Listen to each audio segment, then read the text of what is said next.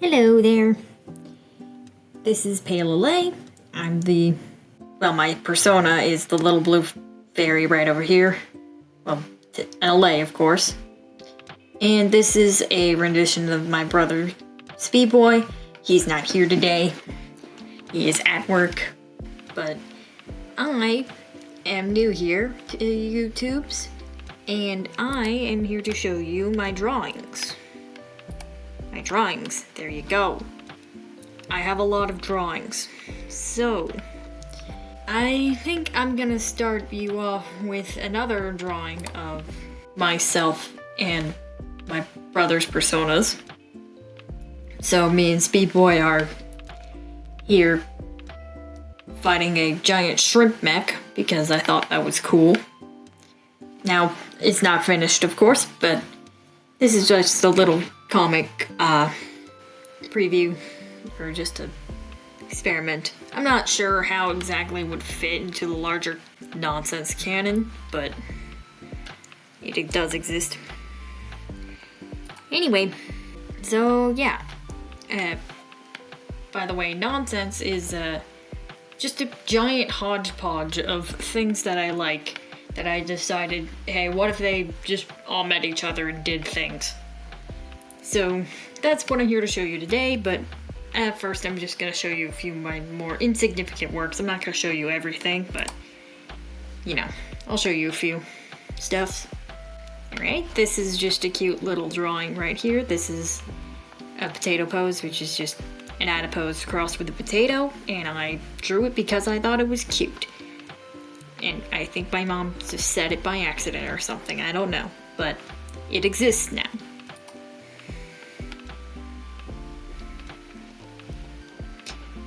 Now to look down about a few other things. Okay, there's a couple of more OCs I don't know where to do. This is just a silly goose OC.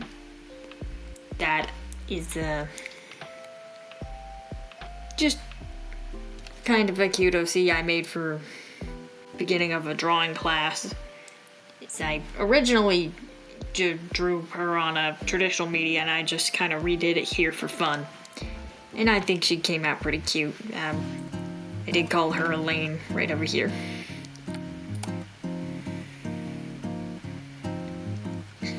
Anyway, and here's Ty, or Handhead Man. As soon as this opens, there we go. So, he is a cosmic troublemaker or a genie or both. I can't really decide. Just, if you have any ideas of what to do with him, please put it in the comments below if you even bother. I would, like, if he's a genie, I'd like him to be just about as funny as possible. Particularly if you can think of a your wish is my suggestion kind of gimmick. Like he grants your wish by doing things that you could have done yourself or something like that. That would be pretty funny. And since he has a eye in the middle of his hand, maybe the ability to see the future would be thematic for him. So just a few ideas. I don't really know what to do with this guy, but he exists, so I have to do something. Okay, is there anything else insignificant? I don't think that there is. Besides this is just meme-ish. It was a clothing study, and I just put Speedboy in his clothes in real life, essentially. Yep. I cut off his face well, mostly because I didn't need it. But, yeah, for privacy reasons, that's a pretty good thing. Anyway, yeah, this is just meme-ish at this point, but you know what, I think it's funny and I'm keeping it. It's also a bit of a clothing study, but you know. Anyway, next. Oh yes, where else to start off in the nonsense canon but the beginning? Or at least, well yeah, actually this would be the beginning. Taking a while. By the way, this is both an Fresco art tour, like just a tour of what I've been drawing, all of my drawings that I made on this app, and a introduction to a fanfic concept, because it is very prevalent in my head and I cannot get it out. So I kind of get it out in other ways by drawing them. Alright, here is the cover of the first comic, like that would have anything to do with the nonsense at all. So, as you can read, this says Silver the Time Hog, and it is a nonsense production by myself and Speedboy. Of course, we didn't even write anything in it yet, but although my brother doesn't draw very much, he does help me kind of figure out what the plot's gonna be like, and mostly writes the dialogue for these guys, or at least helps me write the dialogue. And he's also very good with voices, so perhaps when we release these, they'll be dubbed. So, this is, of course, Silver, and my personal Doctor Who incarnation. So I don't really like how it ended. I don't like the direction it took after number 12. So, you know what? I decided we're just gonna forget about all that and pretend that didn't happen. But this is not the 13th, like my version of the 13th, though. We're just gonna call him the Nth Doctor, like the nth term of his sequence, because, well, you know, we don't know how many Doctors they will end up being, and I don't know how well this will age, so at this point, he's just very, very old. And he doesn't even know how many times he's regenerated, so yeah, that's my explanation. I do like how Silver turned out a lot more than the Doctor, but this is my first time actually drawing the Doctor at all, actually, as this person. So, yep. Might as well show you a few layers to make sure that this is not AI generated, because, well, that would be just disgusting now, wouldn't it?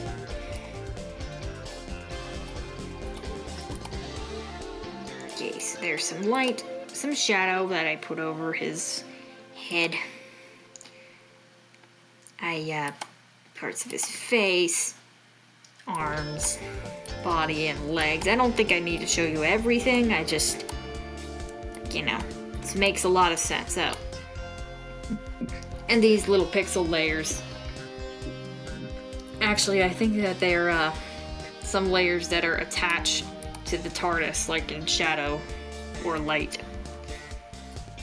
Yeah, here's it. Yeah, so there is the Doctor's shadow is plastered onto the TARDIS, and the outer shine of Silver's aura, I guess? Man, I hope he gets aura in this. I mean, it's not gonna be a ton of aura. I mean, the first few episodes here are gonna be kind of humorous, honestly. Because they're actually gonna go on pretty silly adventures. There's all across, like, the multiverse and basically any type of media I want them to be in. So, you know, that's fun. But it could be like in any time period, at any dimension. So, or any alternate reality of that dimension, like an AU, or one I just make up, because why not? It's fun. Anyway, so this is gonna be a little weird, but I'm gonna show you these particular hedgehogs. So at the beginning of Silver the Time Hog, he doesn't actually meet the Doctor, although that is the plot of that on the first particular comic. He doesn't do that right away. Instead, he realizes that Sonic needs his help in the past, so he goes there. We still don't really know how that happens. Whatever. We'll either figure it out or not mention it. But this Sonic is actually a much older, like about 20 years older than what Silver is used to seeing. And he's like, wait, that can't be right. So, yeah. I'm Sonamy, by the way. And I think you know where this is going. Yeah, they're kids that I made up. Anyway, this one up in the front is Lightning the Hedgehog, who would be the closest resembling to Sonic. As in, like, terms of abilities and personality. However, he would also have a bit of a Miles Morales vibe, except minus the black-coated thing. Because he's just trying to be as good as him. I mean, strength-wise, that's impossible, but yeah, okay. But, you know, he's working on it. The more you work at it, the better you're gonna be. Anyway, his twin sister Lily is right over here. And, she's in somewhat medieval dress and is the wielder of Caliburn right here. Caliburn I just copied from a reference, so... where did he go? I don't know. Oh, I lost him. Oh, here he is. Yeah, there. Oh, that's a larger version. Never mind. Oh well. Yeah. So that's. Yeah, I just didn't really think of a very good gimmick for her, but I thought, hey, that's not taken. I don't think it ever will be taken. So, you know, she can have that sword. Here we go. We have something. Anyway, Sammy is their younger brother. And Boom right over here wouldn't look like this just yet. He'd be much younger when Silver would have met him, but at least at first. But Sammy over here, and this is like recent, this would be a depiction of them like recently after meeting the Doctor, and ends up looking up to him and Silver and kind of get interested in what they're up to. That's cool. And this Boom guy here, like, again, he's a lot younger when he shows up and doesn't have spider powers, like I think you could guess, but like the whole point here. But I did make him a yellow skin suit right here, similar to the one you see in Sonic Forces, because, you know, I thought it was a decent design. I didn't want it to go to waste.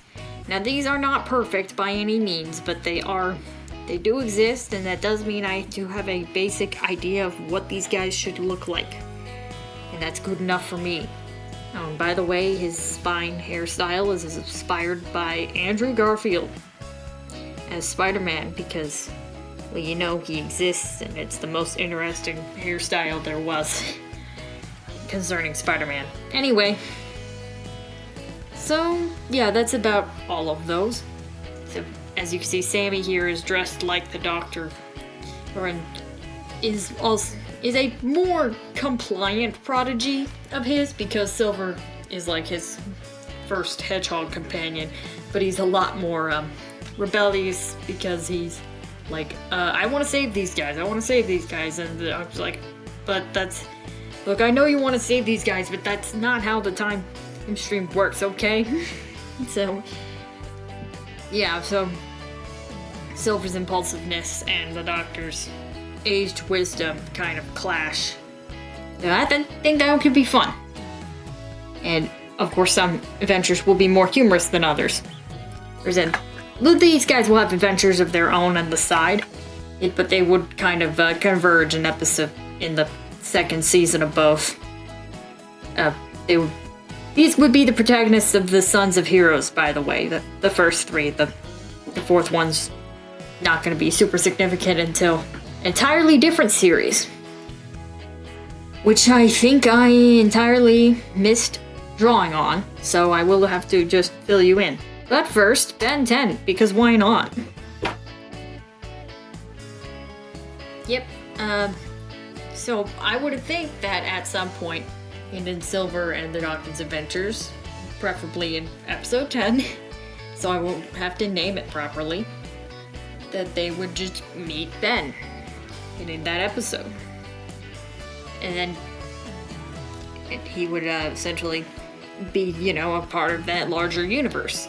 And eventually, all these guys will have to team up permanently because the multiverse collapsed, but everyone's alive apparently, or at least some people. Everyone we need to be alive, let's just say that. Anyway, so to keep this now collapsed multiverse as safe as possible, which of course is hard because, well, literally anything can happen. All these heroes have formed a giant coalition to kind of make sure that nothing like super terrible happens without them, them doing something about it. So this is Ben 10 as a black arm from Shadow the Hedgehog's video games, particularly.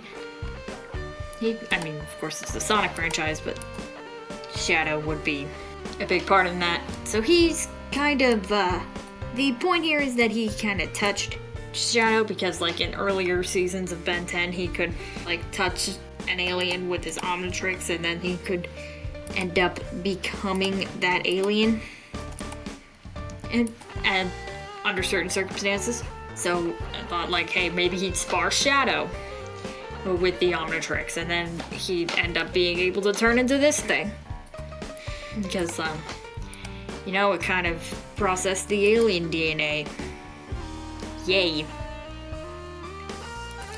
So anyway, he wouldn't be limited, of course, to just the black arms. He would also have the ability to turn into Venom, because sure, why not? Since those guys are aliens too. So, of course, he comes up with new clever names for them. That one you saw before was Arms Race. He came up with Paraslime for this guy, which is essentially, well, you'd probably know what Venom is, but it would essentially be like upgrade for biological beings, which would probably have some negative repercussions as well, but we'll work out the kinks in that particular thing later. But right now, I just think that these alien designs are cool. And these are the only ones he came up with, though, so if you have any other ideas, please let me know. Because there shouldn't be a shortage of ideas. Because I could, almost anything goes here. Almost anything. So, what's next? I think that it's just King and Cortex. Oh, no, wait, a terrible story. Terrible story first. So, now, this is an AU, not, well, a self-made AU of something I already made up that I didn't tell anyone about, but... So, Eggman gets captured by the giant hero coalition, and there's literally nothing he can do about it.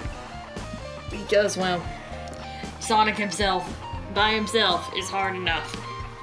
His crew of heroes is hard enough. Literally everyone else that you can think of, yeah, also fighting against him, yeah, he's not getting out of that very easily. So he ends up being captured, and mostly under the Doctor's surveillance. Of course, there are others as well. I don't think I need to name them all, though.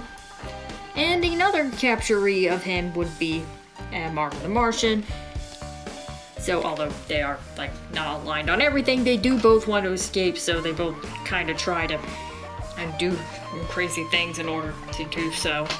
So, like, I don't know, heist, blowing things up, as usual, just intimidation, none of which end up working. So, now, but after all that trial and error, they ended up kind of becoming friends, even though they didn't like each other at first. And then they tried to just kind of transform the nonsense from the inside in a more political fashion.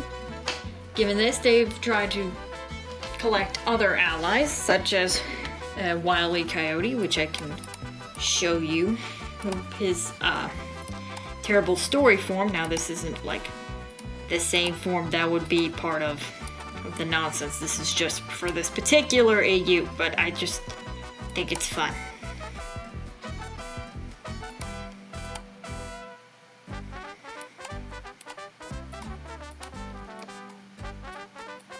It's you know, it would still just be essentially the canon Wile E. Coyote. That's about it. But he would kind of associate with them mostly because he wants to eat the Roadrunner, but you know, he can't while he's here. And an interesting other one is Candace Flynn, who just kind of was at the I'll take what I can get stage, and Candace is just like unsatisfied with the state of everything because she's a horror. Well, maybe was she then a teenager? Maybe not. I don't know. But she would have wanted to find a way to bust her brothers, and literally no one does that. So she just tries something else. I didn't draw her here yet, unfortunately. But assume it's the Stormtrooper Candace from Star Wars, and at least for now, maybe I can do something cooler later. But for now, that's what we're going with, because I didn't draw her yet. Anyway, this is like the biker version of Wile E. Coyote. Oh, and the premise of the terrible story is all of the rebels, which is the entire team that Eggman and Marvin assemble, all get the Force. Because, sure, that can happen. By the way, they do, like, visit a planet in a Star Wars future, kind of. Technically, it's the present, because Star Wars takes place in a long time ago in a galaxy far, far away. Now it's just maybe it's just in the present in a galaxy far, far away. And it's that one. But, you know, the Force would still be a thing. It's just rarer and less commonly used. But, yeah. That's a thing that can happen. So, that was Wile E. Coyote's terrible story form. Now there's also Darth and Smirts. We all know and love him. I hope. I mean, I think he's fun. So, this is just a study, of course. Like, you know, he already exists. I just kind of copied it and went with that. And I just wanted to make sure I got the style down properly, so, you know, I can copy that kind of style onto someone else. It's a little more creatively. And I think I'm doing well. I think the Wile E. Coyote one makes general sense. By the way, Coyote himself is not very good with the Force, neither is Darth and Smarts, but both of them kind of use other means in order to get by as Sith Lords. Now, of course, the Sithinator would still be a thing, but, you know, that would also just be destroyed. Probably by Perry, but you know, could be other people. And here's the Darth Martian. He'd actually be, I believe he'd be one of the more powerful Sith Lords among them. Certainly not the most powerful, but at the very least he's doing better than Darth and Spurts and the Coyote. Of course, he would still lose to Bugs, obviously. Now, an interesting concept here about power scaling is that it can actually be overwritten by plot armor in the nonsense world. At least that's how I interpret it. If Bugs Bunny and Metal Sonic were to get into a fight, Metal Sonic scales higher. That's not gonna be too much of an argument, but Bugs is still going to win because he has to for the story to make any sense. Now, not make any sense, it's not meant to. It's just because he has to. That's his role. And this is actually something I kind of touch up on these guys as something a little deeper than it really should be. So there is a lot of meta knowledge going on here, except like only a few characters really understand that they're in a fan fiction. But you know, they're all kind of, but most of them kind of understand the nature of plot armor. So there's that. Now, unfortunately, these are the only 3 I've drawn, although they are a lot more than 3 rebels. Or 4. And Doofenshmirtz does also become a rebel, but he just does that because he can't be in Love Muffin because he's He's trying to be a good guy now, but he can't be. But he just feels uncomfortable around the heroes, so he's just feels like he's in a good middle ground when he's with the rebels. Now, when the rebels get the Force, they're all just evil now. Well, they do not care anymore. They now have at least some type of power in which they can resist.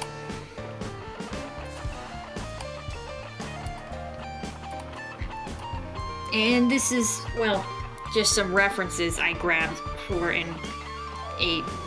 evil Emperor Eggman. Which, this is a Sonic Forces kind of fan art. That kind of just explores like a what if Eggman had a different outfit for being like the ruler of the world. And I think that there are a few other outfits like that I could look at. But here's this cyborg Dr. Eggman. This is somebody else's AU. You can read that if you want. But I really like most of it. I don't know if he should be just a brain, of course, but I do think it's Darthy enough, even if it has some Eggman's flair. I mean, duh, he's gonna add his flair. It doesn't matter who he's working for or with or anything like that, really. He's adding his flair whether you like it or not. Anyway, yeah, that's the Rebels / A Terrible Story. Now, other Rebels would include, like, subordinates of certain characters. For example, like Norm, who's a subordinate of Doofenshmirtz. Stacy, who's, well, definitely not subordinate to Candace, but is her best friend. And she's like, okay, I guess I'm doing this too. So she's actually trying to make sure Candace doesn't get into trouble. So Stacy's just an odd one out, like, why, like, everyone just kind of looks at her and is like, why are you here? And, of course, most, like, of the Egg Kids or Bagniks are also technically rebels because they're with them. And K9, of course. But, you know. Oh, those are kind of mostly side characters. I do think Metal would be a main character to a certain extent. Because he's cool. But anyway, that's not the show I drew most about. What I drew most about is some rebels that end up being new recruits later on. And this is, well, you probably read what I clicked on, or at least are capable of it, and that is King Dice said Neo-Cortex. Yeah. This is not my best work drawing Neo-Cortex. That was not easy, by the way. It was a lot harder than it's a lot harder than it looks. But, you know, I got better. He's just too proportional here, so I will have to fix that. I do like King Dice, though. He turned out pretty well. Anyway, this isn't anything like I decide to use or anything. I just drew them in the poses of Sans and Papyrus over here, because I thought it'd be funny. Anyway, yeah, that was it. Yeah, these two would actually serve a very crucial role because, like, they would be like the third biggest show to follow. Like, the first would be Silver or the Time Hog. The second, I forgot to tell you, would actually be Eggman and Marvin, which would focus around them and them building the rebels, which then leads up to these guys joining eventually. So basically, both of them kind of accidentally wander into the headquarters of the nonsense in two completely different ways. Cortex was just wandering in the woods and fell in their secret hole, which they have, you know, get in their bunker. And then Dice went in there via portal because the mugs were kind of locked out of their own dimension for a period of time. So everyone kind of just assumed they were dead. But then they weren't dead when they were finally able to get back. And then Dice just kind of looks at him like, what the heck? And then he just kind of follows them here and then gets caught, clearly. And so did Cortex, but he didn't have much of a choice. He just fell through a hole and got ice cream landing on his head, because that's funny. Anyway, yeah, now they're stuck. up here, and again, they are captured by a giant coalition of heroes. Nothing they can really do about, like, way too many heroes trying to get them. And so they just kind of go with it for now, of course. Much like the Eggman and Marvin story, they do try to escape and or conquer the nonsense in various different ways, but it's within the first comic that they try and fail a ridiculous number of times. and in very ridiculous and cartoonish ways, because, well, due to both of their natures as what they are. So, instead of just giving up, though, because, like, this is the first episode, they're not just gonna give up the first episode. Well, episode, what am I saying? Issue. These would be comics. They issue help. So, this is a weird one. Just so you know, I made this when I was a very young teenager and kinda stupid. But I thought that Kate up here, this dude, no. I thought that this dude up here was too cool looking to ignore, so I didn't retcon him, even though it would have made perfect sense to. I did make ship Shadow and Rouge, and they have kids too, one of which is a adopted defective Shadow clone, which I'm calling Sherry because, well, she's female. That's kind of the only reason she'd be defective, but you know, she's just a girl. That's the only difference. Anyway, so again, still insanely powerful, and I shipped her with Cuphead because I thought it was funny. that was it. That'd be really funny if Shadow was his father-in-law. That would, and I don't know. I know it's dumb, but I don't know. This guy looked too cool, so I couldn't resist. Millie here, this guy's Cade. Millie here, I made entirely for King and Cortex because, like, originally I had an entirely different, like, setup of the plot in mind, but I thought, okay, there has to be some grounding element here, or at least a third party in order to make this work the way I want it to. So, Millie here, kind of the bridge between King and Cortex and the nonsense. Now, back when Millie was 8, try to guess the thematic purpose there, she was experimented on by both Neocortex and Nitrous Brio, as both of them were active baddies. After being kidnapped, she was involved in a terrible accident in which, instead of Brio getting the powers attributed to her genetics, she got the powers attributed to his because the machine was in reverse. We'll just say that whatever machine it is, like, I think it might just be like an extra, like a ball array or something. I don't know what to call it. Comments below if you want to call it something particular. Just something funny and Crush Bandicoot-y, that'll work. Anyway, now she's just stuck looking like a freak. By the way, Brio's quote-unquote genetics would be likely very insane, because he's mutated himself with a lot of different animals, and those genetics kind of activate every time he drinks a certain potion. Now, as you can see, she does have pterodactyl wings back here. No, those are not bat wings, because Sherry is a clone. Your mother is a Shadow clone and does not have any Rouge's DNA, so, you know, she's not supposed to have wings. But those are lizard wings, actually. That's crazy. And, of course, her forehead is enlarged for obvious reasons, and her base color is green. Now, originally she would not be this happy. This is like more of an acceptance ending that you're seeing right here. Originally, she would be extremely depressed.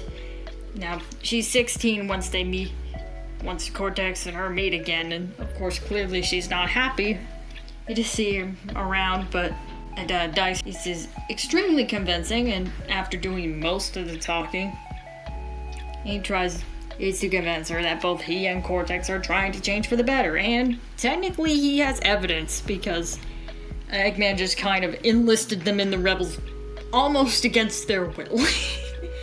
So, at this point, like, if there's any prisoner at all, Eggman's like, oh, you're a prisoner? You're mine now. If there's a nonsense prisoner, they're going to work for Eggman. That's just what happens now. Anyway, so given that they are working for Eggman, and Eggman has changed from the cruel dictator that he once was,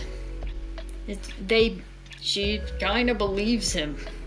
Like, hey, maybe they are trying to change for the better. So she kind of sticks around with them more. Of course, she's understanding that they might still be a bad influence, but she is still a 16-year-old girl and the daughter of Cuphead, so she's bound to make some dumb decisions, even with a big head of hers. There is ultimately less brain, come to think of it, because her head is hollow. But whatever, I'm not gonna argue cup biology here. That's not what this is about. Anyway, yeah, she would be pretty much their prodigy, and eventually and at a point would get, like, progressively worse as a person in the series, but then King Dice and Neo Cortex would also get a bit more warmed up to the rebels and, like, realize that these guys are actually kind of happy that they changed their ways, even if that does mean that they're limited. So, that's kind of the first arc summed up here. Now, the second arc is admittedly a bit cringe, because it's a romance arc. They're both going through romance arcs in the same series, because both King Dice and Neo Cortex Millie's comes later. But, yeah. Hey, this is a bit of an omission that is a little embarrassing, but this includes a very ridiculous ship, or crack ship, technically. So, there we go. So, a lot of these crack ships are aesthetically driven. So, the Wraith here, and in case you're unaware of who she is, the Yuruka Watanabe Spider-Man's Wraith. Here's a picture of her with her mask off, or at least some version. Anyway, she is, at this point, a vigilante who normally just goes after killers, but a few of the rebels are actually killers, come to think of it. So Eggman and Dr. Neo Cortex alone have probably killed thousands just inadvertently with her giant machines. And Dice has just made sure people went to hell, so that's not gonna bode well for them. Even though she's unaware of these things, though, she's still knows that these guys are very dangerous and is not just gonna let them get away and run free. So they kind of meet them, like, immediately after the first arc. So I kind of redesigned her too. Like, the original Wraith looked, well, this is like the worst depiction of the comic version of the Wraith, but it is the most comprehensive. This isn't like a Spider-Man running video game. This is where this one comes from. And here's a few comic depictions, which does look a lot more dramatic, but she doesn't look very ghost-like, in my opinion. Now, by the way, the Wraith, part of the backstory is that she is posing as a ghost. Particularly a ghost of, like, one of Spider-Man's love interests who died. Anyway, I do need to add ribbons, but other than that, this is pretty Wraith-like. Anyway, she does also have She was also in like a Insomniac video game adaptation, but I think this is the canon one or something close to it. So yeah, this was not the best. It doesn't look feminine, it doesn't look ghostly, it doesn't look great at all, honestly. But there are a few people here who have like hoods and a bit of ripped clothes and things. And I'm like, hey, these could be ghostly, these could work. So I just kind of mixed and matched and pieced a bunch of them together and made them into this little thing. And now this does have a bit of a green tint on it, and to make her look, again, more ghostly. Now if I make this invisible, this would be like her base color. Or she'd just be like a normal person. It would still normal and purple. But this would be like her ghostly shading. I'm sorry, I like this. Anyway, yeah, this is not the best drawing I did, and of course I just kind of drew over all of these. I just kind of character created this. But I think that it's definitely a better design than anything we see here. So I am quite happy with it. So anyway, so as she's, now what about the shipping thing? So as she tries to kill the rebels, Dice tries to flirt with her. She's just really, really confused throughout the whole thing and pretty annoyed. Like, will you stop flirting with me? You're not gonna convince me with logic like that. And the Cortex is just kind of looks and he's like, what do you think you're doing? This isn't Undertale. You can't just flirt with them or expect the problem to go away. Fun fact, I actually said that in a previous version of this video, but I made it in a website which will not give it back, so I'm doing it again. So, there we go. Sorry about that. Anyway, yeah, that's my Wraith redesign. Spider-Man's Wraith, to be precise. A lot of things are called the Wraith, so, you know. Also, like, she does need yellow ribbons. I'm not going to ignore that once I do add her in the comics, but I do think that she does look a bit more ghost-like, a bit more feminine. Like, I'm not gonna add, like, hair or whatever, but I did add a hood, and I added some yellow tints to the hood, so still has that iconic mask shape right there. So, anyway, so yeah, that is the weird crack ship I'm doing with her and Dice, because I thought it'd be funny. It is a slow burn, a somewhat murderous one, but whatever. But you know, it'd be fun. Old enemies to lovers thing.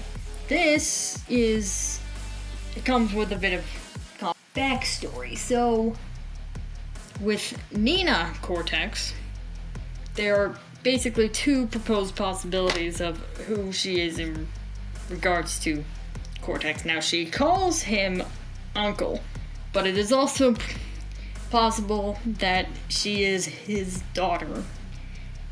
Now, the biggest problem with him being her uncle is that all of his siblings are dead and would have been dead for a very long time. Like, they all died when he was 8.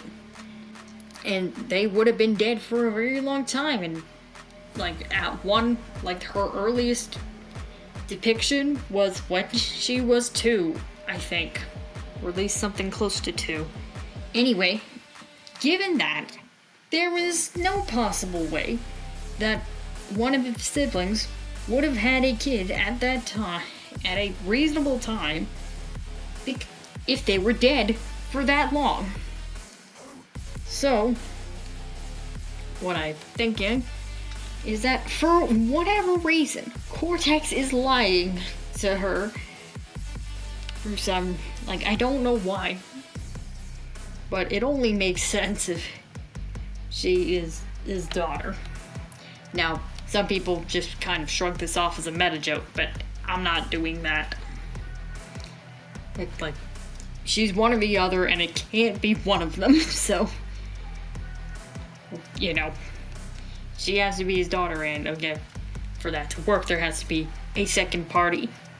So, why is this a robot? And why is she hot? The second question I cannot answer, but I will answer the first. The second question is mostly because, like, I can't draw ugly characters. It's not easy for me. And I do think I will redesign her at some point. Because, like, I do think that the skirt's too flowy. Perhaps I should figure something else out to make it a little more rigid. A little bit more menacing. But... or maybe just weirder. I don't know, it's a bit more Crash Bandicoot-y. But this would actually be a... so, the backstory's a little weird.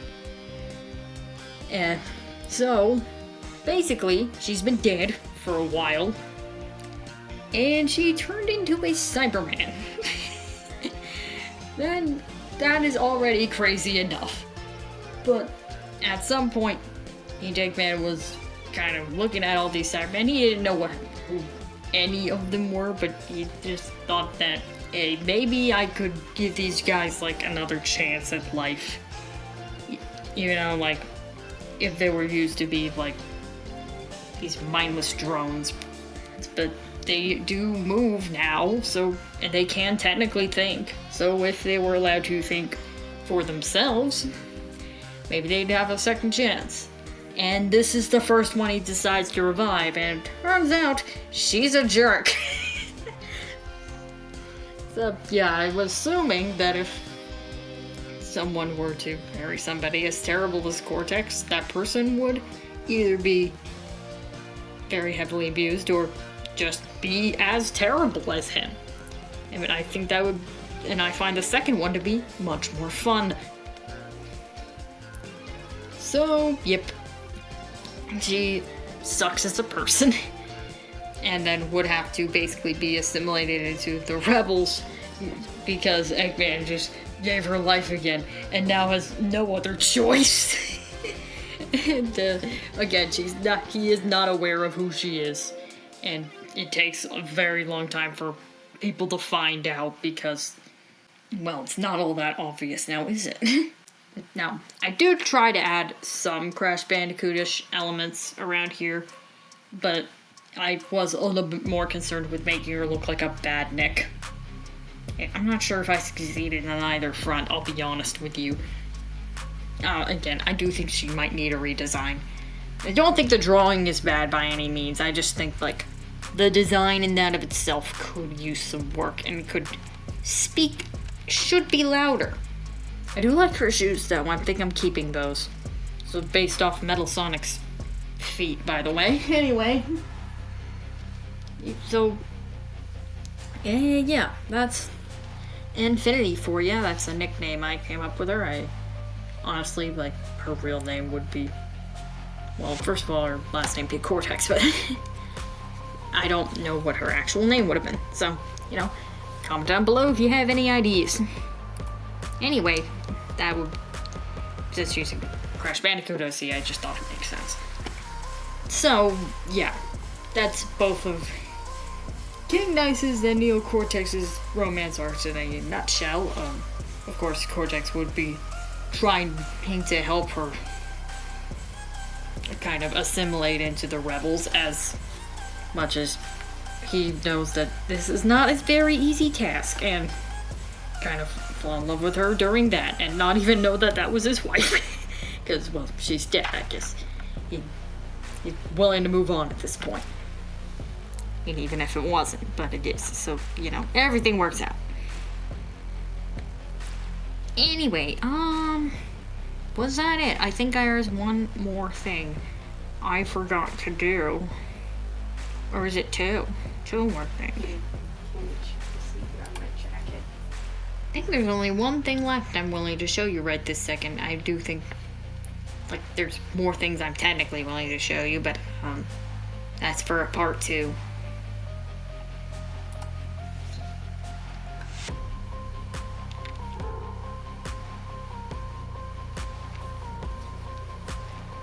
So, this isn't not finished, by the way. But I do think that there would be, like, a second series of comics that would go timeline-wise alongside King and Cortex, and that would be Metal Misadventures, which would entirely be centered around Metal Sonic. You know those old Sonic comics? Well, not the old ones. What am I talking about? Those, the Metal Sonic short story in the IDW. I've kind of taken maybe some inspiration from that, but you know, maybe not. But those would be like if Metal was solo, like he would normally not be. He'd be around others, but still relatively quiet for the most part. He ends up like talking more and more as the thing goes on, like his neo metal or something.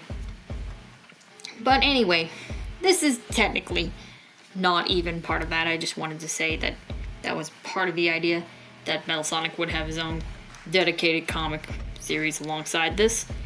This is actually a King and Cortex comic, and this is after he scans Uzi's. Well, I'm adding murder drones, first of all.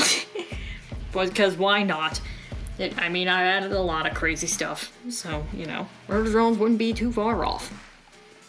Anyway, so, the entire name of the comic would be King and Cortex versus Murder Drones, or Dice and Cortex versus Murder Drones, because my brother thinks that should be the title, because it's more consistent. But whatever, you decide down below. King and Cortex or Dice and Cortex, whatever you want. Anyway, if anyone's in the comments at all. But, this is Metal Sonic. Like, of course, he's in front of a mirror with a sink right over there. It's in the bathroom. And, he's getting a message on a screen that kind of, unnerves. It's a bit unnerving. Hello. This is, Sin, of course. After I see you are discarded. So woeful, sad. I see you. We could edit for you. Access? No. Now he doesn't. Now, clearly, of course, this means he does not want to have a solver in his head because he's smarter than the original Sin was. Like, this version of Sin isn't Sin anymore, it's just a solver, but he knows that this thing's a threat, so he doesn't want anything to do with it. So, after denying her access again, she keeps saying, "Let me in," instead of access. And then, I would assume, like, here, again, it's not finished. So I would, like, this would be kind of the chat bar, but there would also be, like, a bunch of warning signs like this one, but instead of, like, warning virus detected, it'd say "let me in" and have a solver symbol here instead of this little warning triangle. Oh, and then there'd be a whole bunch of other messages that would just overwhelm him. Like, "leave you be" is right here.